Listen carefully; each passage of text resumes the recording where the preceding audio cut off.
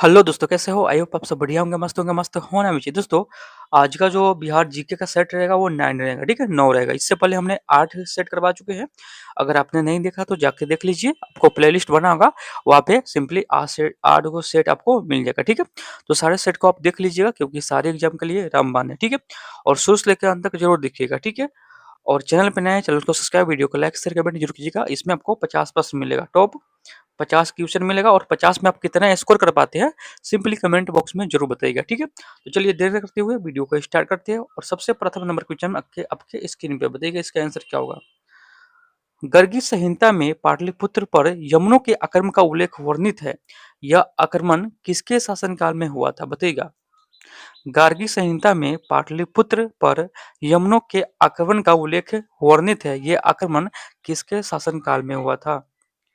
किसके शासनकाल में हुआ था? तो याद रखिएगा, पुष्यमित्र शुंग के शासनकाल में। ऑप्शन नंबर बी इसका सही हो जाएगा। तृतीय बौद्ध संगीत का आयोजन मौर्य वंश के किस शासक के समय में हुआ था? तृतीय बौद्ध संगीत का आयोजन मौर्य वंश के किस शासनकाल के समय में हुआ था? बताइएगा, दो का आंसर क्या होगा। दो का याद रखिएगा। इसका आंसर की बात करिए, ऑप्शन नंबर ए अशोक के शासनकाल में हुआ। जैन धर्म के 24वें तीर्थंकर महावीर स्वामी का जन्म कहाँ हुआ था? जैन धर्म के 24वें तीर्थंकर कौन थे? महावीर स्वामी थे। उनका जन्म कहाँ हुआ था? बताइएगा, तीन का आंसर क्या होगा। तीन का याद रखिएगा, कुंडल ग्राम में इनका जन्म हुआ था। ऑप्शन नंबर ए इसका सही हो जाएगा, ठीक है। चलिए अगला क्वेश्चन है कि नागा अर्जुन पहाड़ी गुफाओं में किसकी आजीविकाओं के लिए गुफाएं का वर्णन मतलब निर्माण करवाया गया था? नागार्जुन पहाड़ी गुफाओं में किसने आजीविकों के लिए गुफाओं का निर्माण करवाया गया था? बताइएगा, चार का आंसर क्या होगा। चार का याद रखिएगा, उपयुक्त में से एक से अधिक हो जाएगा, ठीक है। बिहार सहित पूर्वी भारत में आर्यों का आगमन हुआ था। बिहार सहित पूर्वी भारत में आर्यों का आगमन हुआ था, तो याद रखिएगा उत्तर वैदिक काल में। ऑप्शन नंबर ए उत्तर वैदिक काल में। अगला है, अदंतपुरी विश्वविद्यालय की स्थापना किस पाल शासक ने करवाई थी? अदंतपुरी विश्वविद्यालय की स्थापना किस पाल शासक ने करवाई थी? बताइएगा, छह का आंसर क्या होगा। छह का याद रखिए, गोपाल हो जाएगा। ऑप्शन नंबर ए गोपाल, ठीक है। गुप्तकालीन पशु विज्ञानी कौन थे? गुप्तकालीन पशु विज्ञानी कौन थे? सात का आंसर बताइएगा। याद रखिएगा, महिपा थे। ऑप्शन नंबर ए महिपा हो जाएगा, ठीक है। चलिए 8 नंबर क्वेश्चन को चलते हैं। और 8 नंबर क्वेश्चन है कि आपकी स्क्रीन पर कि बंगाल विभाजन से लौटते समय गियासुद्दीन तुगलक ने किस क्षेत्र पर आक्रमण किया था? बंगाल अभियान से लौटते समय गियासुद्दीन तुगलक ने किस क्षेत्र पर आक्रमण किया था? बताइएगा, आठ का आंसर क्या होगा। आठ का तिरहुत हो जाएगा। Option number A Tirhut. Mohammad bin Tughlaq ने बिहार के किस नगर का नाम तुगलक कपूर रखा था? बताइएगा, मोहम्मद बिन तुगलक ने बिहार के किस नगर का नाम तुगलक कपूर रखा था? बताइएगा, नौ का आंसर क्या होगा। नौ का याद रखिए, दरभंगा का। Option number C Darbhanga. Mughal शासक बाबर की मृत्यु 1530 के समय बिहार का शासक कौन था? मुगल शासक बाबर की मृत्यु 1530 में के समय बिहार का शासन कौन था? 10 का आंसर बताइएगा। याद रखिएगा, कौन होगा। ऑप्शन नंबर ए जलाल खां नुहानी हो जाएगा, ठीक है। चलिए अगला क्वेश्चन 11 नंबर क्वेश्चन है आपके स्क्रीन पे। बताइएगा, इसका आंसर क्या होगा। किस मुगल शासक के शासनकाल में बिहार पर बंगाल के नवाबों का नियंत्रण स्थापित हुआ? किस मुगल शासक के शासनकाल में बिहार पर बंगाल के नवाबों का नियंत्रण स्थापित हुआ? बताइएगा, 11 का आंसर क्या होगा।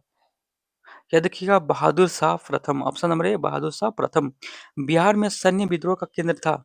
बिहार में सन्यासी विद्रोह का, सैन्य नहीं है, सन्यासी विद्रोह का केंद्र था। बिहार में सन्यासी विद्रोह का केंद्र था। बताइएगा, 12 का आंसर क्या होगा। 12 का Purnia. Option number B Purnia, ठीक है।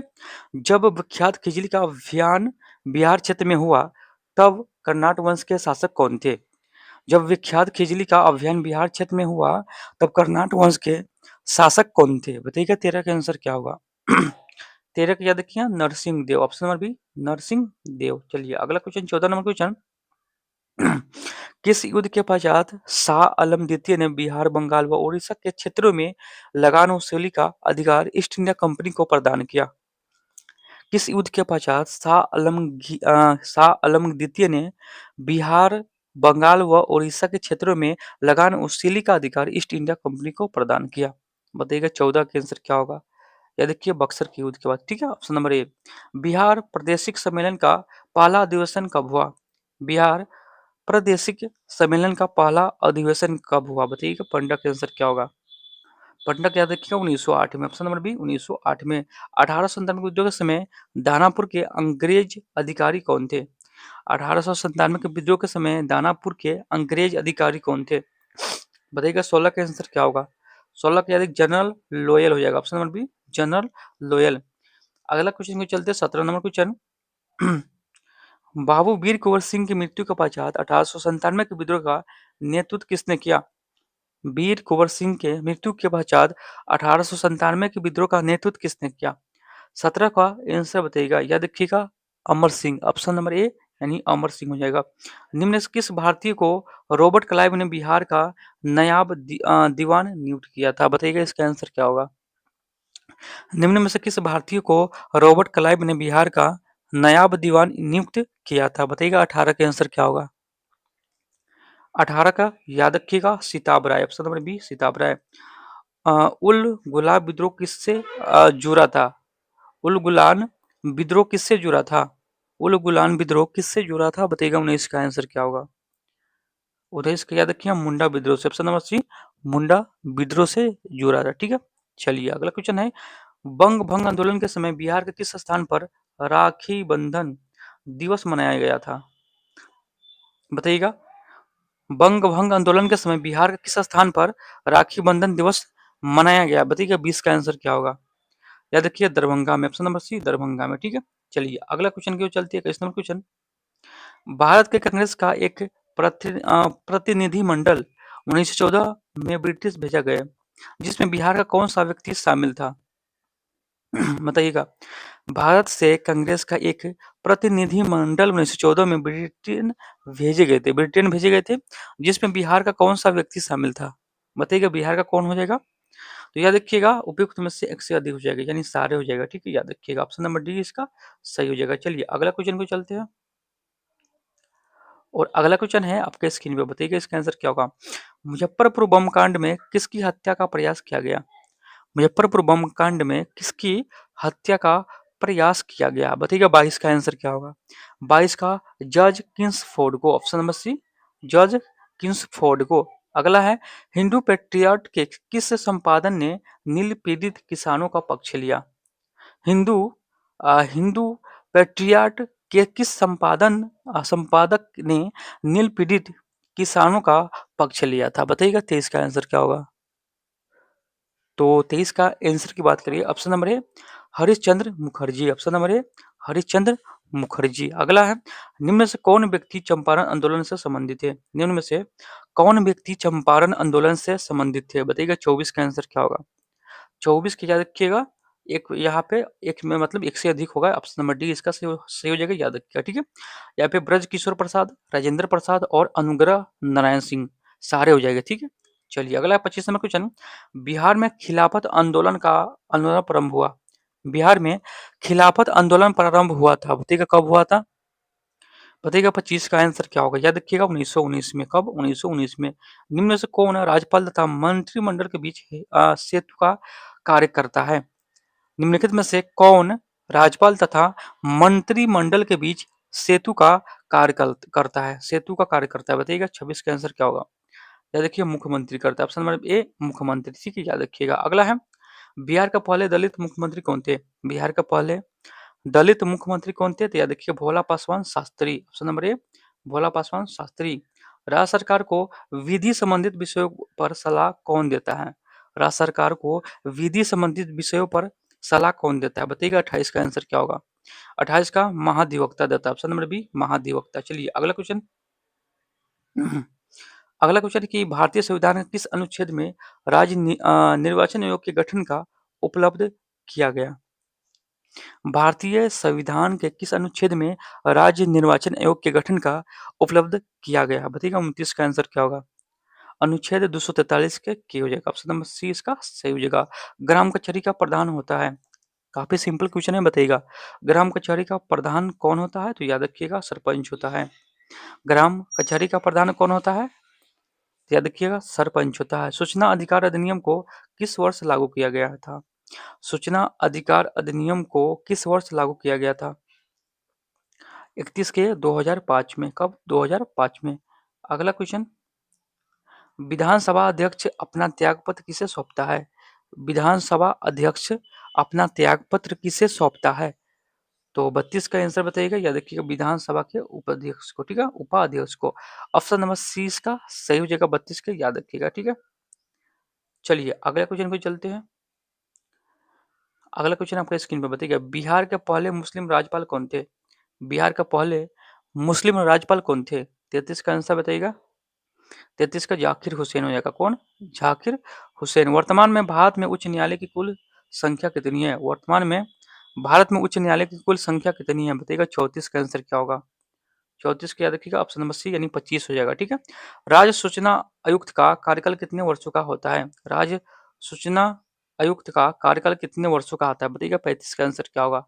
याद रखिएगा, 3 वर्षों का होता है। ऑप्शन नंबर ए 3 वर्षों का। राज्यपाल पद हेतु योग है।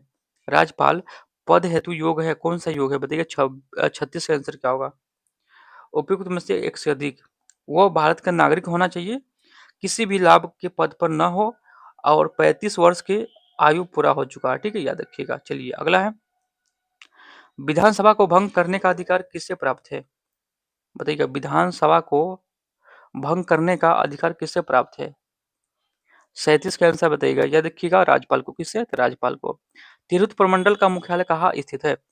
तिरहुत प्रमंडल का मुख्यालय कहाँ स्थित है? बताइएगा। 38 का आंसर क्या होगा? याद रखिएगा, मुजफ्फरपुर में। बिहार का राजकीय पुष्प कौन है? बताइएगा। सिंपल क्वेश्चन है, बताइएगा। बिहार का राजकीय पुष्प कौन है, यानी फूल कौन है? बताइएगा। 39 का आंसर क्या होगा? याद रखिएगा, गेंदा हो जाएगा। ऑप्शन नंबर बी गेंदा। बिहार का दूसरा चिड़ियाघर कहाँ स्थापित किया जा रहा है? बिहार का दूसरा चिड़ियाघर कहाँ स्थापित किया जा रहा है? बताइएगा। 40 का आंसर क्या होगा? अररिया में। कहा? तो अररिया में। ऑप्शन नंबर ए इसका सही हो जाएगा। ठीक है। अगला क्वेश्चन आपके स्क्रीन पर है कि बिहार सरकार की महत्वाकांक्षी योजना 7 नीचे 2 की कार्य अवधि है। बिहार सरकार की महत्वाकांक्षी योजना, बिहार सरकार की महत्वाकांक्षी योजना 7 नीचे 2 की कार्य अवधि है। बताइएगा। 41 का आंसर क्या होगा? तो याद रखिएगा, 2020 से 25 हो जाएगा। ऑप्शन नंबर सी 2020 से 25। उत्तरी कोयल नदी किसकी सहायक नदी है? उत्तरी कोयल नदी किसकी सहायक नदी है? बताइएगा। 42 का आंसर क्या होगा? याद रखिए, सोन नदी का। ऑप्शन नंबर सी सोन नदी का। बिहार का किस जिले क्षेत्र में लाल मिट्टी की बहुलता है? बिहार के किस जिले क्षेत्र में लाल मिट्टी की बहुलता है? बताइएगा। 43 का आंसर क्या होगा?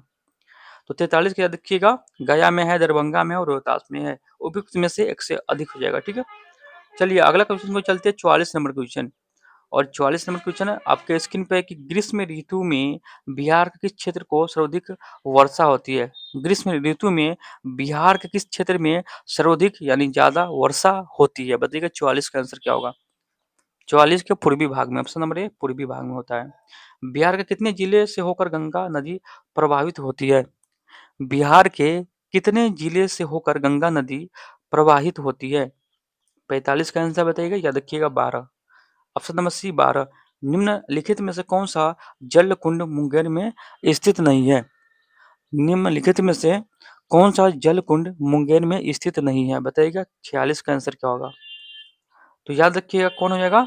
मखदूम कुंड। ऑप्शन नंबर ए मखदूम कुंड जो है वो मुंगेर में स्थित नहीं है। 46 के ऑप्शन नंबर ए इसका सही हो जाएगा। अगला क्वेश्चन, पूर्वी त्रिवेणी नहर से सर्वाधिक लाभान्वित जिला कौन सा है?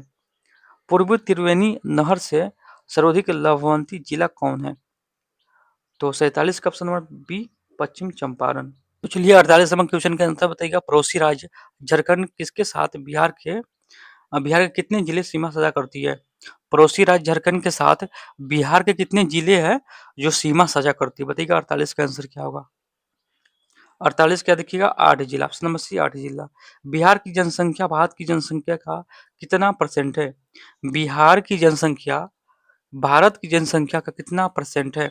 49 का आंसर बताइएगा। याद रखिएगा, 8.6%। Option number C 8.6%। अगला क्वेश्चन है जो अंतिम क्वेश्चन 50 नंबर, 2011 की जनगणना के अनुसार सर्वाधिक पुरुष साक्षरता वाला जिला कौन है? 2011 की जनगणना के अनुसार सर्वाधिक पुरुष साक्षरता वाला जिला कौन है? बताइएगा 50 का आंसर क्या होगा? 50 का रोहतास होगा। कौन? तो रोहतास ऑप्शन नंबर ए इसका सही हो जाएगा। ठीक है, तो चलिए बताइएगा आप 50 में कितना सही कर पाए? आप जो 50 क्वेश्चन करवाए उसमें आपका स्कोर कितना हुआ?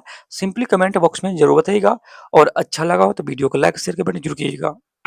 और चैनल पे नए हैं तो चैनल को सब्सक्राइब और वीडियो को लाइक और अपने फ्रेंड के साथ शेयर जरूर कीजिएगा। और चलिए फिर एक नए वीडियो के साथ मिलेंगे, तब तक के लिए जय हिंद जय भारत।